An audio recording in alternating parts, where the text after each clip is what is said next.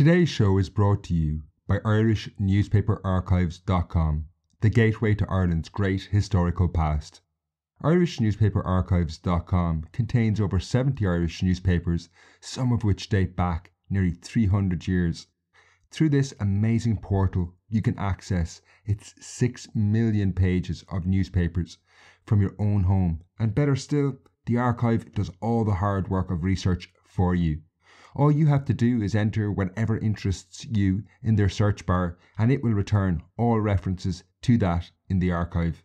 Whether you're looking for mentions of your own ancestors or how the major moments in our past were reported at the time, it's all there. As a listener to the Irish History Podcast, they are now offering you 30% off. That's 30% off monthly and yearly subscriptions.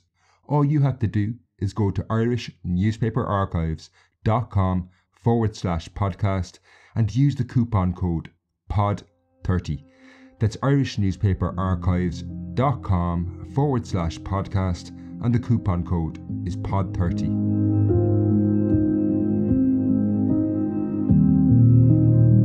Hello and welcome to the Irish History Podcast. My name is Finn Dwyer and this is the Massacre of Wildgoose Lodge. This episode is the chilling account of a massacre that shocked pre-famine Ireland. I don't want to give any details away, so I'm going to get straight into this pretty remarkable story just after a few quick announcements. So I've mentioned on previous occasions that I've been working on a documentary with Jamie Goldrick, and it's finally ready and is going to be posted on my Patreon page for show patrons in the next few days.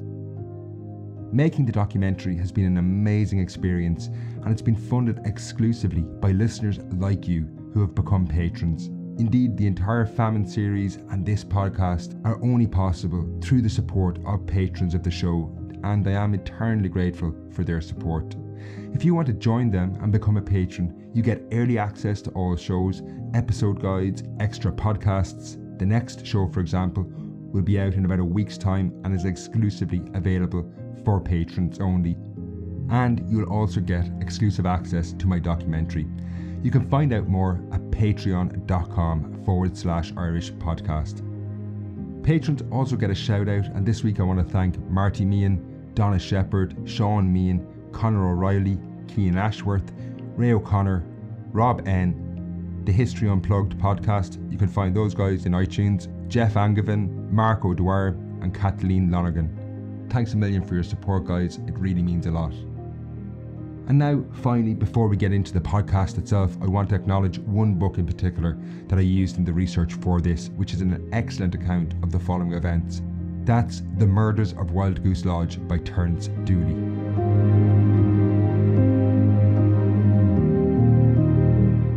William Carleton is a somewhat forgotten figure in Ireland today. However, he was without question one of the greatest Irish writers of the mid-19th century. W.B. Yeats himself described him as the greatest novelist of Ireland. While Carleton wrote fictional accounts of rural life, it was an actual event that took place in 1817 that was one of the darkest things he ever wrote about. In 1817, Carleton was living in County Louth, working as a tutor. To while away the hours, he used to walk through the Louth countryside, and it was during one of these rambles he came across the following scene. One day, I went on, guided by the turnings of the way, until I reached a crossroads in a small village, where I perceived a number of soldiers standing and chatting to each other and passing their time as best they could. I looked on before me when I had reached this queer little place, and perceived something like a tar sack dangling from a high beam of wood, or rather from the arm which projected from it. There was a slight but agreeable breeze. The sack kept gently swinging backward and forward in obedience to the wind, and I could perceive long ropes of slime shining in the light and dangling from the bottom. I was very much astonished, and could form no conjecture as to the nature of this spectacle, so, with a view ascertaining what it was, I applied to the soldiers who were near me. "Pray," said I, "what is the nature or meaning of that object which I see up on the road there?" "Why," said one of them, the sergeant, "is it possible you don't know?" "I certainly do not," I replied, "nor can I guess what it means." "Well, sir," he said, "that object is a gibbet, and what you see swinging from it in the pitch sack is the body of the murderer named Devan. Paddy Devan swings there, and it's just where he ought to swing. Now that account wasn't pulled from the darkest recesses of William Carleton's disturbed mind. This happened, however it only touches on the full story of what this podcast is focusing on, the Massacre of Wildgoose Lodge. To understand how a man would end up being treated in what seems like a positively medieval fashion in Ireland nearly 200 years ago, we need to delve deep into society of the time to try and understand the sheer horror and terror that was gripping society in Louth at the time, and a good place to start is sunset. While sunset can be spectacular and the most relaxing part of the day, it is, or was at least, followed by the most unsettling aspect, nighttime. So next I want to try and encapsulate the terrors that night brought with it in the early 19th century.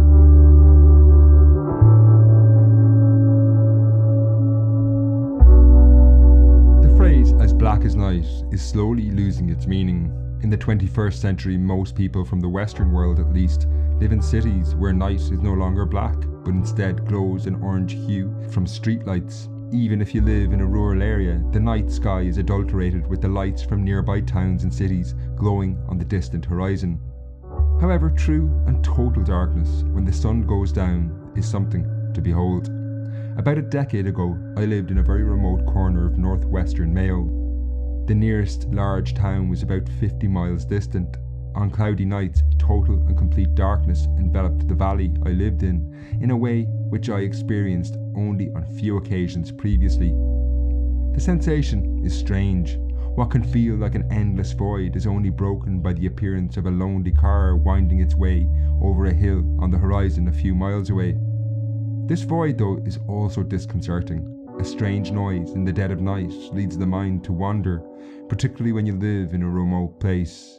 The sound, whatever it is not passing traffic. There never is any. If it is a person, who could it be? Why are they calling after dark? What do they want? Now, where I was living, there was nothing to fear but my own imagination.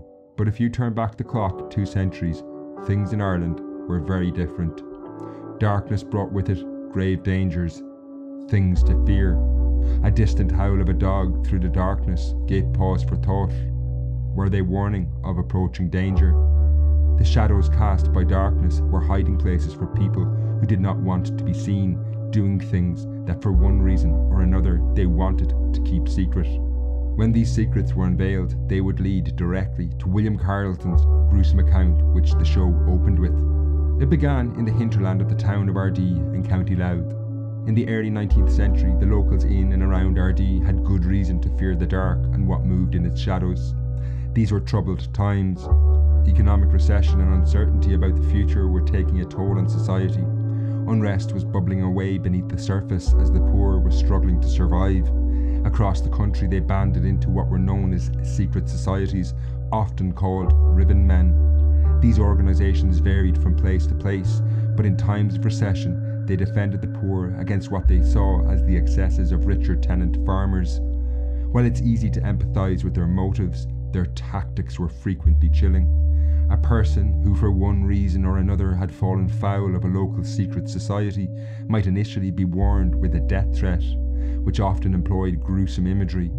One such threat was issued in Foxford in County Mayo and warned an individual that, and I quote, his flesh would pay for all. To ignore these warnings was perilous. Secret societies had few qualms in following through on these death threats if needs be. A particularly brutal killing was that of John Wraith, a magistrate who lived outside Ardee in County Louth. As he dined with 2 friends in his home, what one contemporary newspaper called a hellish miscreant fired a blunderbuss at Wraith through a window, blowing away the upper part of his head. It was in this volatile society that a man called Edward Lynch lived with his extended family at a house called Wildgoose Lodge in western County Louth. The household consisted of around 8 people, including 3 relatives, they being Lynch's son Michael, his pregnant daughter Bridget, and her husband Thomas Rooney. There was also at least 3 servants, Anne Cassidy, Bridget Richards and James Rispin. While Lynch rented lands himself, he was comfortable if not wealthy. The presence of 3 servants speaks to this. That said, the word lodge was a grandiose title for the Lynch family home. The only surviving drawing of the lodge, which is included in the episode guide on Patreon, shows a modest house, certainly by 21st century standards. It was built from stone with a thatch roof. However, it was more substantial than most houses of the time, which is attested to by the presence of 2 chimneys. Beside the house was a barn, which gave the overall complex an L shape recorded on early 19th century maps. By 1816, the Lynch family were at risk from attack by local secret societies. As wealthier farmers, they were at odds with the poor, who by and large formed the ranks of these secret societies, and the Lynches didn't have too far to look to see the risks they faced. A farmer called Matthew Daly, who lived not too far away outside RD, was visited by a secret society one night early in 1816.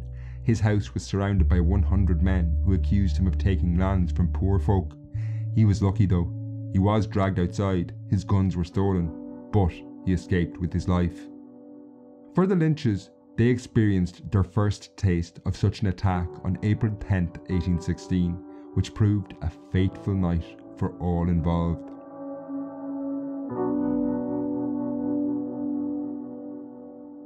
On the evening in question, April 10, 1816, Wildgoose Lodge was quiet. Only Edward Lynch, his son-in-law Thomas Rooney, and one of the servants, James Rispin, were at home. Thankfully, Bridget, his heavily pregnant daughter, and the others were not there. With Easter approaching the following Sunday, the rest of the household may have been attending the numerous religious services that took place during what is known as Holy Week in Ireland. How the attack began, though, is unclear. Maybe Lynch and the other 2 in the house became aware something was awry with the barking of dogs. Perhaps it was the disquieting presence of footsteps outside. Whatever the case, once the attackers reached the lodge, they did not keep their presence secret, as they began to beat down the door, which gave way quickly. Once inside, they demanded weapons. Edward Lynch claimed he had none, and the attackers responded by smashing up the house. This led to a serious fracas between Lynch, his son-in-law Thomas Rooney, and the attackers. Armed with a pitchfork, Lynch eventually succeeded in driving them back, empty-handed. While he could rest easy that night, the victory Lynch had secured was soured by the knowledge that the secret society would surely come back, if anything just to prove a point to Edward Lynch. However, what Lynch did in the following days would make everything far, far worse. Whether blinded by a desire for revenge or obstinacy, or he was underestimating the members of the secret society, he went to the authorities and not only reported the attack, but he, along with his son-in-law Rooney and the servant Rispin, said they could also identify 3 individuals who were involved. Things escalated rapidly, and from there Lynch crossed the point of no return. The 3 men they accused, Michael Tiernan, Patrick Stanley and Philip Conlon, were arrested and hauled before a court in the summer of 1816. On the testimony of Thomas Rooney and James Rispin, they were found guilty and sentenced to death. The 3 were executed shortly afterwards in Dundalk jail. Now, it's hard to explain the implication of what Lynch and the others had done by testifying. In short, it made them informers, a figure hated by many in Irish society in the 19th century. The British politician George Cornwall Lewis accurately described how many viewed informers when he said, "There is no name of more ominous sound in Ireland than that of informer. A man who has given information or evidence is doomed to certain death. If he attempted to return from the assizes to his house, he would be hunted through the country like a mad dog. Every hand would be raised against him. A man who has given evidence to convict may make ready his coffin." Indeed, Rooney could not return home immediately, and in the aftermath of the trial, he was imprisoned for his own safety. When he did return to Wildgoose Lodge, those in the house were now armed for their own safety. They knew, indeed everyone knew, another attack was coming. It was only a matter of time. The secret society had to respond. From their perspective, it would be risky not to. Others might well start informing on their activities if they didn't punish those who did. Each night, the terror that enveloped the Lynch household must have been relentless for everyone inside. This was not just a fear of the dark, there was a very real threat out there. Somewhere, men were sitting around planning revenge, and the Lynches had no control over when or how this would happen. The howl of the wind or a lonely barking dog must have had the Lynches reaching for their weapons. all they could do was wait and hope when the retribution came, it would be measured. However, as the tensions were building in County Louth, an event that had taken place the previous year in a far-flung corner of the globe would magnify the reaction of the secret society. Retribution would not be measured after what was called the Year Without Summer.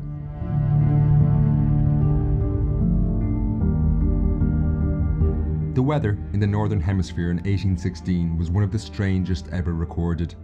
It will be known to history as the Year Without Summer in the English-speaking world because there was essentially no summer that year.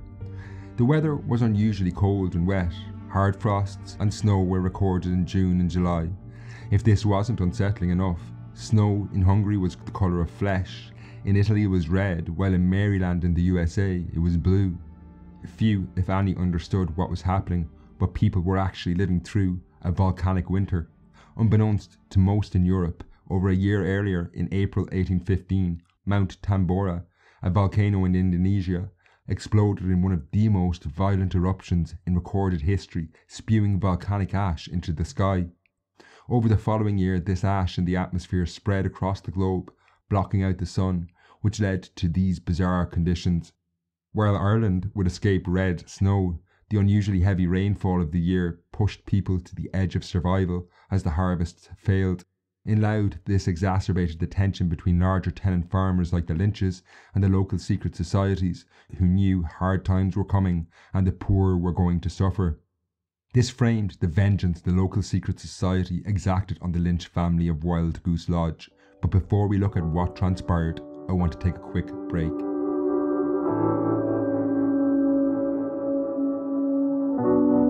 This episode is brought to you by IrishNewspaperArchives.com. If you enjoy stories like Wildgoose Lodge or the previous episode, Murder at Mother Mountain, you'll get great enjoyment from a subscription to IrishNewspaperArchives.com.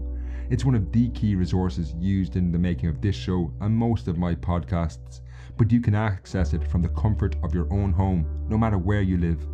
If you get a subscription and search for terms, for example, like outrage or murder, you'll get tons of cases like the one I'm talking about today. You'll be able to read the full case and the theories forwarded by journalists at the time. It's really a great window into the past. You can also follow the story of your own family by typing in your family name and narrowing down the results by including the town or parish where you come from. You can often be surprised when your ancestors make the papers. You never know what history lies in the archives. Now, as a listener to the Irish History Podcast, you can get 30% off monthly and yearly subscriptions. That's 30% off. All you have to do is go to IrishNewspaperArchives.com/podcast and use the coupon code POD30. That's Irish Newspaper Archives and use the coupon code POD30.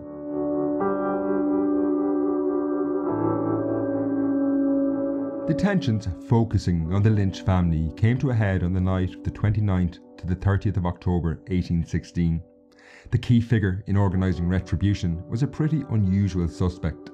His name was Patrick Devan, the sacristan of a nearby Catholic church at Stonetown, a few kilometres to the southwest of Wildgoose Lodge. In his 20s, Devan was by comparison a well-educated man for the time and was a teacher in the area, plying his trade in what were known as hedge schools, informal schools that had emerged after Catholic schools had been banned in the 18th century. Devan had a unique set of talents which allowed him to emerge as a central figure in the local secret society. He could write, which allowed him to pen threatening letters, which were an important tool in any secret society. He was also something of a natural leader, a powerful speaker and a good organiser. Now, by October 1816, Devan and others in the local secret society were presumably well aware the coming months were going to see increased tension in western Louth. The disastrous harvest caused by the volcanic winter meant the poor were going to go hungry and face hardships. They would have to fight their corner. In Devan's view at least, this meant that the secret society would need to be feared to be effective, and part of this was settling old scores against those who had crossed them. Surely top of that list was Edward Lynch and his family in Wildgoose Lodge. No one had challenged the secret society more than Lynch. He had fought off one attack, then reported them to the authorities, and if this wasn't enough, Lynch's son-in-law Thomas Rooney and servant James Rispin had testified in court, which secured the executions of 3 people. Unsurprisingly then, in late 1816, Devan made his push for retribution. The historian Terence Daly has pointed out that the timing of late October was the traditional end of the agricultural year, when rents were paid and final crops were brought in. While landlords would settle financial accounts with tenants, the secret society may have felt the time had come for them to settle old scores. Lynch had a debt of sorts to pay. However, in Devan's ledger, only life would pay for the lives lost on the gallows.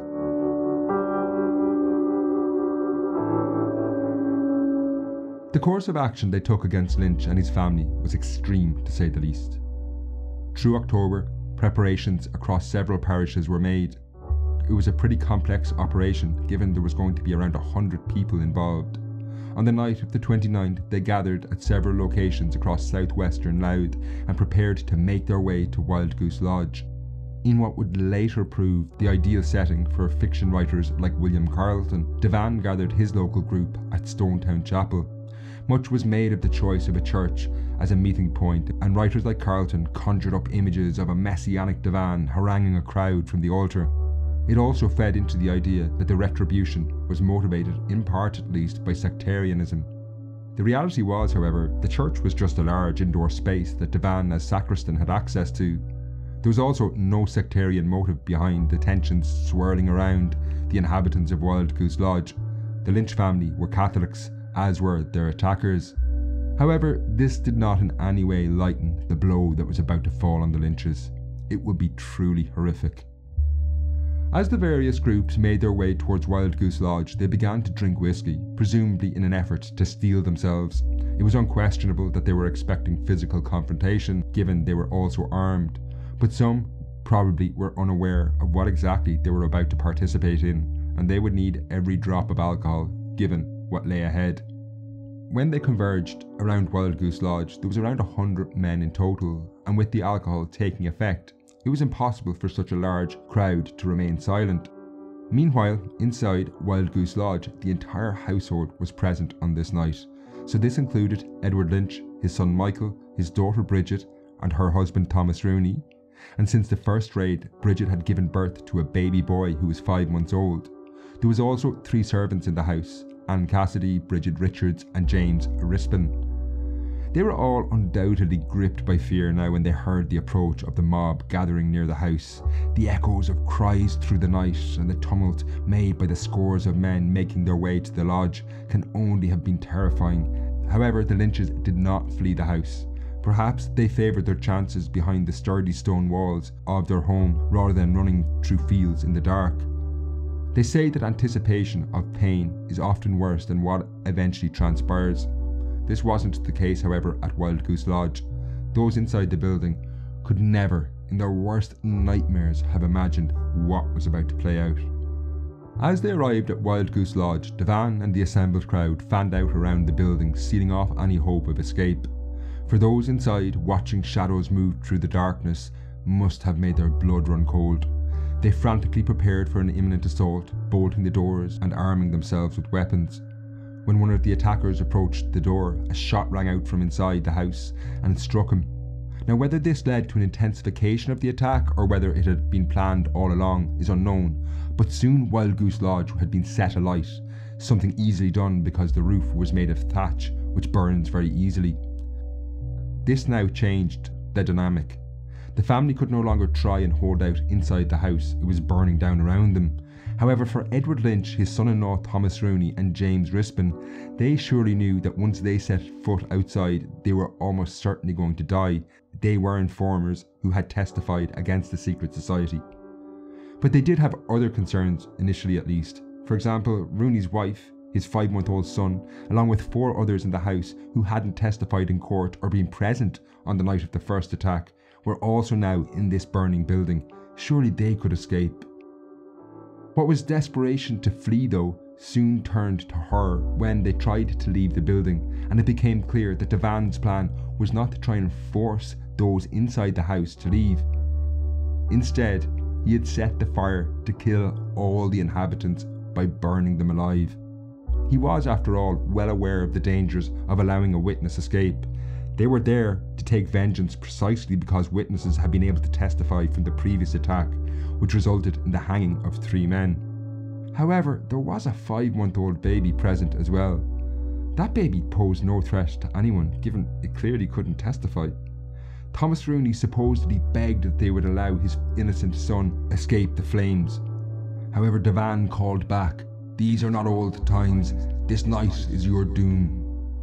This has been taken to mean that Rooney and Devan knew each other, and that perhaps at some stage Rooney might even have been a member of the secret society. Whatever the case, Devan was clearly not going to show any mercy. For the rest of those inside, these words must have made their blood run cold. If a 5-month-old child wasn't going to be allowed out, no one was. A servant pleaded to be let out as well when one of the attackers said to her, "You did not take the warning in time," inferring she must have been warned to leave the service of the Lynch family. Outside, Patrick Devan was utterly ruthless. While some present wanted to allow the innocent to escape, he insisted the nits should burn as well as the lice. That said, he was by no means alone in his ruthlessness. As the fire slowly consumed the building, a local blacksmith stepped forward and broke down the door, not to save those inside, but instead he threw in some materials to help the house burn. By some accounts, Wildgoose Lodge was alight for 2 hours until finally the roof collapsed in, which was greeted by cheers from the assembled crowd. Satisfied all inside were dead, the group then began to disperse, but not before they were warned that any who spoke of what had taken place that night would suffer a similar fate. However, surely those present must have known that they had committed an attack that was going to be greeted with revulsion by many in their own community and across Ireland. This was no ordinary secret society murder. Many would have felt that those who had testified in the court case arising from the first attack had brought Devan's vengeance on themselves, but the murder of the others, including a 5-month-old child, was way beyond what could be considered as settling old scores. Further to this, it was going to be hard to keep it a secret. There had been 100 people present. They were returning to homes, having been absent all night, smelling strongly of smoke given the house had been ablaze. This meant that their wives and family members, which would number in the hundreds, would have had suspicions that they had been present at the massacre. That said, initially at least, the authorities were clueless. In what was a lurch in the dark, they arrested the relatives of Michael Tiernan, one of the men executed, for the first raid on Wildgoose Lodge. However, this was purely based on the idea that they had carried out the attack in vengeance. These arrests brought them no closer to finding out what exactly happened, or perhaps more importantly, who had perpetrated it. Weeks passed with no major developments. A fund of £1,300 was raised for information, and that's an extraordinary amount of money for the time. It would set someone up for life, but it still didn't produce results. Everyone in Louth knew that the person who claimed that reward wouldn't live long enough to enjoy it. It would be a very short life for anyone who testified in court. That said, it does seem the police themselves were actually slowly beginning to piece together some sense of what had happened on the night in question through a network of their own informers.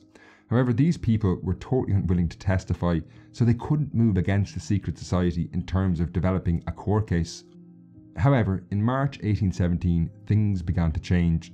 It wasn't the money that worked, but instead a completely unexpected turn of events. A few months after the events of Wildgoose Lodge, the home of another farmer, John Sillery, had been attacked.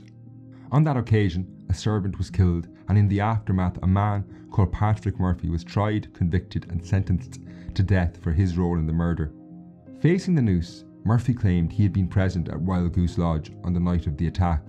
Although it's very unlikely that Murphy was actually there, he was willing to testify and say he was in return for his life. As I mentioned earlier, the police by this point had picked up enough bits and pieces of information so they did have a fair idea of what happened, so they were able to school him in their version of events at least. Murphy's so-called confession would lead to several arrests, which triggered a chain of further arrests. Eventually the police had a handful of people who claimed to have been present on the night, or indeed were present on the night, and were willing to take the stand. The secret society was no longer secret, and it was starting to unravel. Devan himself, however, evaded arrest. He undoubtedly knew that once arrests began, it would not take the police long to arrive at his door, and he left Louth eventually making his way to Dublin. Although he was one of the most wanted men in Ireland, he just changed his name and was able to work on the Customs House docks, cloaked by the anonymity offered by the city. This was a time before CCTV, photography, DNA, or even accurate drawings, so Devan was able to stay off the radar. That was until he made the fatal error of writing home.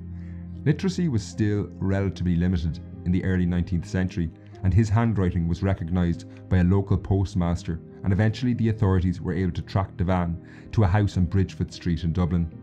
Hauled back, he was tried in Dundalk, and with the testimony of several people, he was revealed as the mastermind and central figure in the attack. He was found guilty, but the sentence was barbaric. Patrick Devan was not only to be hanged in the ruins of Wildgoose Lodge, but his body was then to be covered in pitch. This would preserve it so it could be put on display as a warning to others. The execution of Patrick Devan took place on July 23, 1816, with several thousand people gathering to see him die. He was allowed to pray in the ruins of the lodge before being strung up from a beam suspended between the two chimneys which were still standing. For Devan, his return to Wildgoose Lodge under these circumstances was in many ways inevitable, I think. You have to wonder how he thought he was ever going to get away with this attack. Like, did he really think that the 100 men assembled there were going to be able to keep that secret? Ultimately, his death seems to have been agonising. He would struggle at the end of a rope for a considerable amount of time. However, further ignominy awaited Patrick Devan when the second part of his sentence was carried out. As I said, he was covered in pitch and hung for months on end as a warning to others. It was Patrick Devan's body that William Carleton was describing in that account I read at the start of the show. While Devan was the most well known, in total 18 men were executed for their role in the massacre, some of whom were completely innocent. Several of their corpses were displayed on gibbets, like Devan's, but he was the one who would go on to embody the attack of Wildgoose Lodge and the complex emotions it evoked in wider society. While most reviled the action and the secret society operating in the area were feared, there's no doubt that they were respected by some in the community. On this note, I'm going to leave the final words in this story to William Carleton, who pointed out that even after it was revealed that Devan was responsible for the massacre of Wildgoose Lodge, including the murder of a 5-month-old child, many still empathised with him. Carleton later wrote, "His mother could neither go in or come out of her cabin without seeing his body swinging from that gibbet. Her usual exclamation on looking at him was, 'God be good to the soul of my poor martyr.' The peasantry too frequently exclaimed on seeing him, 'Poor Paddy.'" That brings an end to the story of the Massacre of Wildgoose Lodge. Now, the next exclusive Patrons podcast out in the coming week or so is going to follow up on this theme by looking at more secret society murders and attacks in pre-famine Ireland, because Wildgoose Lodge is just one of the most notorious of several around this time, which are deeply disturbing. And while these secret societies can sometimes be portrayed almost like Robin Hood type figures, their extreme brutality asks complex questions about the morals of our ancestors and indeed wider society. I'm looking forward to making this Patrons podcast because it'll give space to expand on some thoughts I have around this. You can get that by signing up at patreon.com/Irish podcast.